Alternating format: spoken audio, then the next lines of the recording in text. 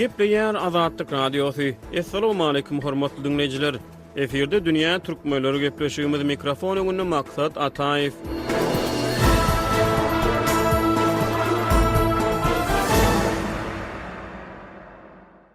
24 sentýabrda Aşgabatda Türkmenistanyň halk maslahatynyň nowatdaky mejlisi geçirildi. Bu mejlise wekilçilikli daranyň başçy Gurbanuly Berdimuhammedow ýol başçylyk etdi. Finçler halk hadynyň geçirilen nowatdaky ýene bir maslahatyň umumy gurrunlar bilen taryhy geçenini aýtdylar. Azatlyk Radiosynyň dünýä türkmenleri gepleşigi Türkmen paýtagtyna geçen halk mejlisine gönükdirilýär. Gepleşigimizde Pragada ýaşaýan türkmen ýazgysy we finçi Hudaýberdi haly gatnaşýar. Döwlet medeniýetine görä Berdimuhammedow mejlisden çykyşyna ýurtda gazanan ösüşleri magtady. Ýurdun ýaşar siýasatyny durmuşa geçirmekdäki wezipeleriň üstünde durup geçdi. Ýurdun zähmet we maliýe bazaryny ösdürmek, terekeçlere goldaw bermek bilen bagly teklipler bilen çykyş etdi. Ol daşary siýasat babatyna ýurdun betaraplyk siýasatynyň ähmiýetine ünsü çekdi. Berdimuhammedow öz çykyşynda Türkmenistanyň awadançylygyň bagtyarlygyny güllläp ötüşüň hatirasyna döwlet adam bolsa döwlete gulluk edýär diýdi. Türkmenistan dünýä kartasyna adam hukuklary berk basgılanýan ýurt hökmüni tanalýar we özüniň diýdimzor döwlet dolandyryş usuly bilen awtoritar ýurtlaryň arasynda hem öňe saýlanýar. Türkmenistan halk maslahaty ýokary wekilçilikli garaşsyz guramy hökmüni 2023-nji ýylyň ýanwaryna 4-nji gezek gaýtadan dikeldildi. Bu guramy ýurdun ýerine ýetiriji, kanun çykarjy we kadiýet häkimetläriniň üçüsini de bir saýa wanatyna birleşdirýär. Finçler bu guramanyň döwlet guruluşynyň häkimetläriniň bölünşigi ýörelgesine gawat gelmeýändigini we döwlet başçylarynyň ygtyýarlyklaryna kölege salýanyny aýdýarlar.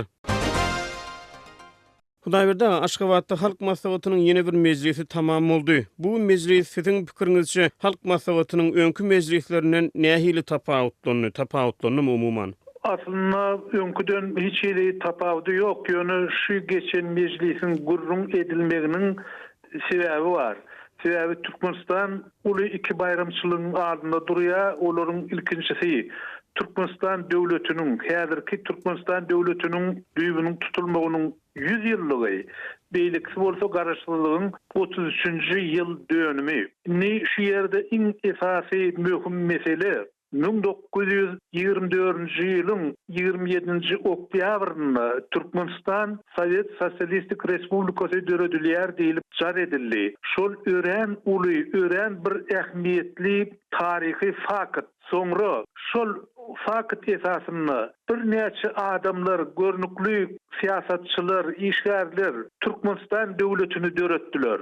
Bunyň özü bir bagasyna ýetip bolmajak zat. Sebäbi taryhda şeýle mümkinçilik kän bir gawat gelip baranok. Bu ýerde bir zat bellemek gerek. Ilki başda Türkmenistan SSR-niň garaşsyzlygy, Türkmenistanyň öz başlyk döwlet bolup bilýänligi, diňe kagaz ýüzünde ýazylan, onuň praktiki ähmiýeti ýok diýen ýaly tankitler boldy. Ýöne şol ýazylan kanun esasynda Türkmenistan garaşsyzlygyny aldy. Eger biz şuňky güni görsek, onda meselem Türkmenistanyň epesli uly bolan Tatarstanyň şol garaşsyzlyk ýok, ýa Tatarstanyň goňşusy Başkyrtystanda şol garaşsyzlyk ýok, ýa da biz Kavkaz ýurtlaryny alsak, onda Çeçenistan öz garaşsyzlygy barada uly görüş alyp bardy. Ýöne şonu da öz garaşsyzlygyny gazanyp bilmedi. Ýöne Türkmenistan garaşsyz döwlet. Şol garaşsyz döwlet 100 ýaşaýan döwrüne halk maslahaty şuna ähmiýet berir diýip biz garaşdyk. Şol bir aýratyn bellenlik geçiler diýdik. Kut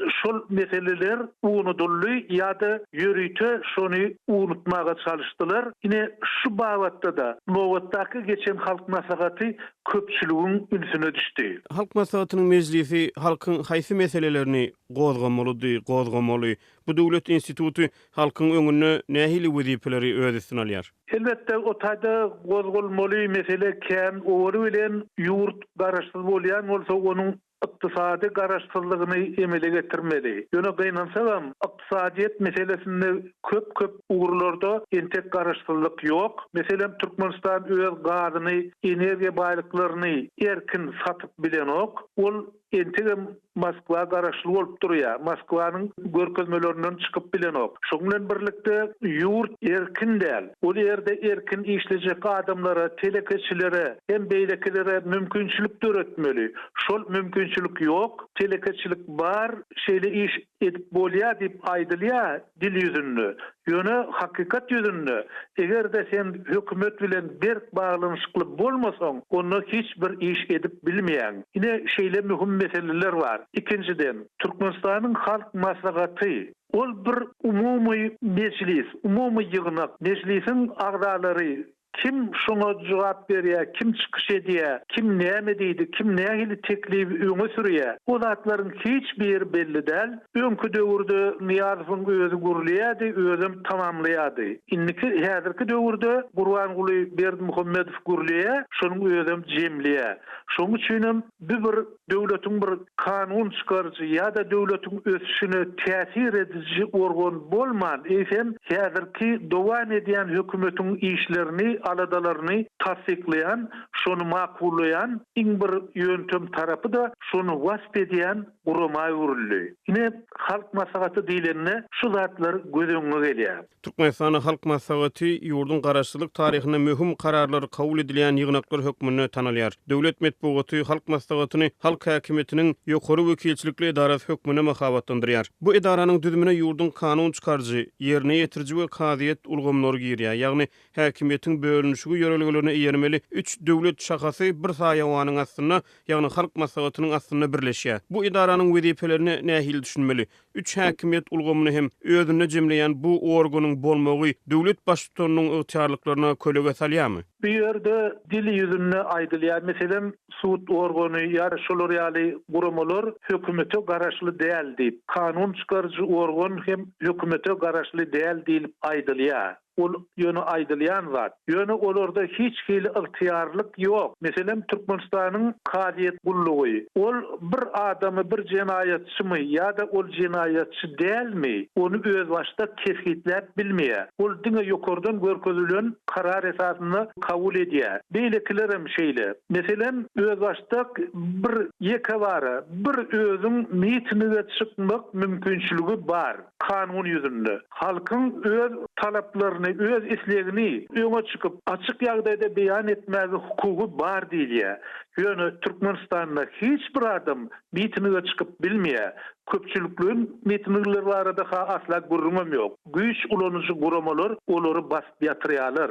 Ýagny güýç ulanyjy guramalary hökümetiň elindäki bir gural. Hökümetiň öz agalygyny saklamak üçin ýürüýte saklayan guraly. Şonuň üçin bir ýerde ol şahalar barada aýry-aýry durmagyň zerurlygy ýok. Olaryň ählisi aslynda bir zat. Ýagny ata we ogluň hökümeti dolandyrýan maşinanyň gurallary. Unda halk maslahatynyň öňü sürüsini Aşgabatda Dünýä Türkmenläriniň Sanperwer birleşiginiň hem maslahaty geçirildi. Her ýyl geçirilýän bu maslahat Dünýä türkmenläriniň meselelerini gozgap bildimi? Indi başdaky soraglardan aýry başga temaýalyk bolup eşdilýär, ýöne şu meseledäki pikirleriniz bilen hem gyzyklanýar. Şol Dünýä türkmenläriniň humanitar birleşiginiň maslahaty, olam öňden däp bolup gelýän düzgün, şol baryp ýurdun ilkinji prezidenti Niýazow tarapyndan girilen düzgün, sebäbi her ýyl Türkmenistanyň garaşsyzlyk bayramynyň öňü syrasynda Dünýä türkmenläriniň mejlisi geçirilýärdi, şolaryň maslahaty geçirilýärdi. Şol maslahatlar gynansa